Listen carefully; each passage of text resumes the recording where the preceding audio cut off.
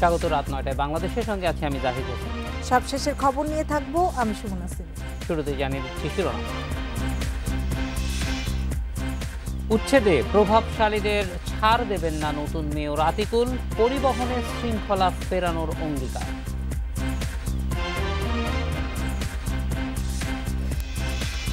পাকিস্তান থেকে স্বদেশ ফিরছেন উইং কমান্ডার অভিনন্দন বর্তমান, ওয়েগা সীমান্তে ভারতবাসীর উচ্ছ্বাস।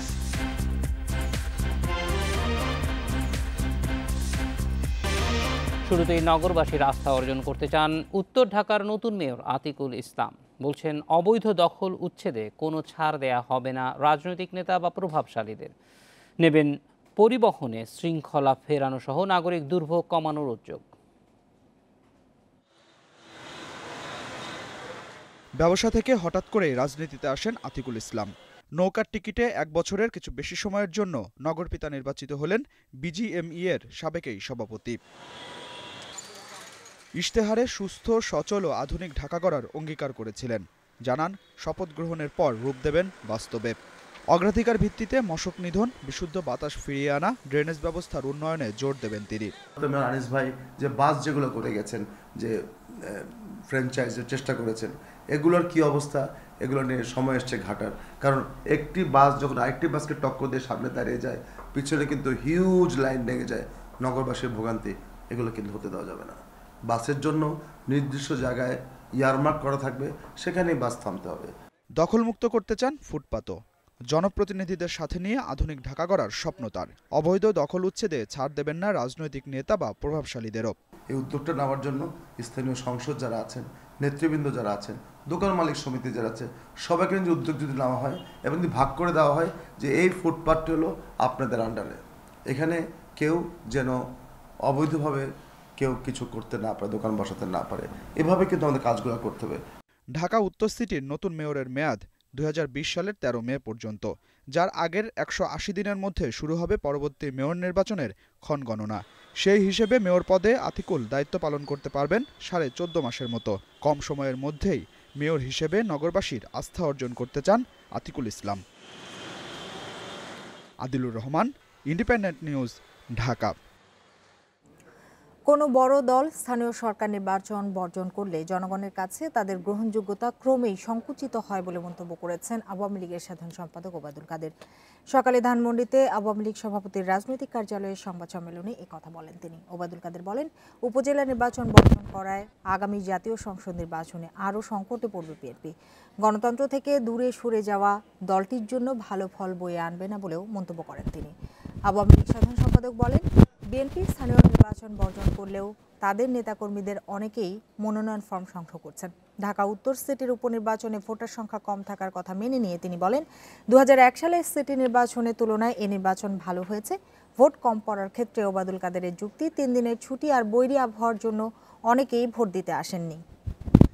এ ধরনের স্থানীয় সরকার নির্বাচনে অংশগ্রহণ যদি কোনো বড় দল না করে, সেই দল ক্রমেই সংকুচিত হবে এবং সেই দলের আকর্ষণ জনগণের কাছে কমে যাবে এবং সেই দলের নেতা কর্মীরা পাওয়ার পলিটিক্স থেকে বিচ্ছিন্ন হয়ে পড়বে। জাতীয় ঐক্যফ্রন্ট নেতা ও গণফোরাম সভাপতি ডক্টর কামাল হোসেন বলেছেন, বিনা ভোটে নির্বাচিত হয়ে সরকার সংকটে আছে। 30 ডিসেম্বর নির্বাচনের মাধ্যমে দেশ বেদখল হয়ে গেছে বলেও মন্তব্য করেন তিনি।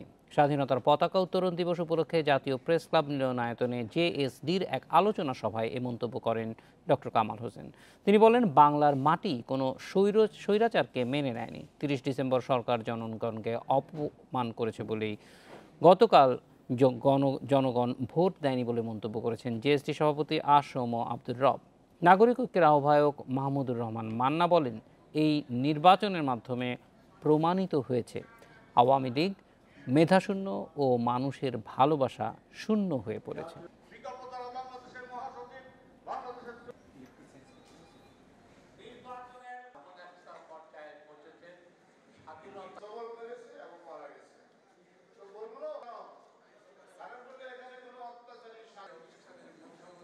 সরকার একটা সংকটের মধ্যে আছে, তারা বিনা নির্বাচনে ক্ষমতা দাবি করেছে, সরকার চালাতে হচ্ছে, এবং নানান রকমের প্রতিশ্রুতি দিচ্ছে, যেটা পালন করা খুবই কঠিন হবে।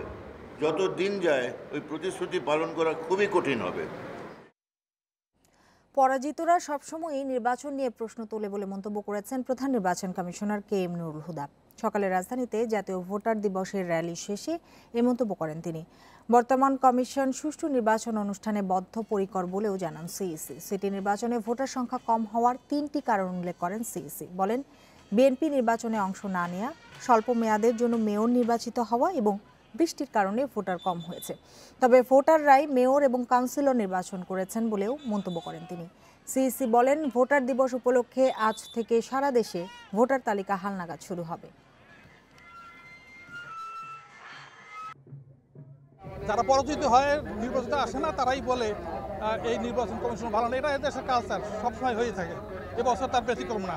কিন্তু জনগণ অংশগ্রহণ করেছে, তারা ভোট দিয়েছে। যারা ভোট দিয়েছে তাদের ভোটে মেয়র নির্বাচিত হয়েছে, কাউন্সিলর নির্বাচিত হয়েছে। প্রবাসীরাও যাতে জাতীয় পরিচয়পত্র সহ ভোটাধিকার প্রয়োগ করতে পারে তা নিশ্চিত করার আহ্বান জানিয়েছেন রাষ্ট্রপতি মোহাম্মদ আব্দুল হামিদ। বিকেলে আগারগাঁওয়ে নির্বাচন কমিশন সচিবালয়ে প্রথমবারের মতো জাতীয় ভোটার দিবস উদযাপন অনুষ্ঠানের ভাষণে তিনি কথা বলেন। রাষ্ট্রপতি বলেন, দেশের প্রায় 1 কোটি মানুষ প্রবাসে আছেন। তাদের পাঠানো বৈদেশিক মুদ্রা অর্থনীতিতে গুরুত্বপূর্ণ ভূমিকা রাখছে। তাদের অনেকেরই জাতীয় পরিচয়পত্র নেই। প্রবাসীরা যাতে জাতীয় পরিচয়পত্র পেতে পারেন তার উদ্যোগ নেওয়ার প্রয়োজন বলেও মন্তব্য করেন তিনি। একজন যোগ্য নাগরিক যাতে ভোটার তালিকায় অন্তর্ভুক্ত থেকে বাদ না পড়েন সেজন্য নির্বাচন কমিশনকে সতর্ক থাকার আহ্বান জানান রাষ্ট্রপতি। স্বাগত জানান জাতীয় ভোটার দিবস উদযাপনের উদ্যোগকেও। বিভিন্ন কারণে যেসব সংসদ সদস্য প্রবাসে বসবাসরত বাংলাদেশিরা যাতে জাতীয় পরিচয়পত্র পেতে পারেন তার বিশেষ উদ্যোগ নেওয়া প্রয়োজন বলে আমি মনে করি। প্রবাসী বাঙালিরাও জাতীয় পরিচয়পত্র সহ ভোটাধিকার প্রয়োগের সুযোগ পায় সেই বিষয়টিও সক্রিয়ভাবে বিবেচনা করতে হবে। এই ছিল রাত 9টায় বাংলাদেশ।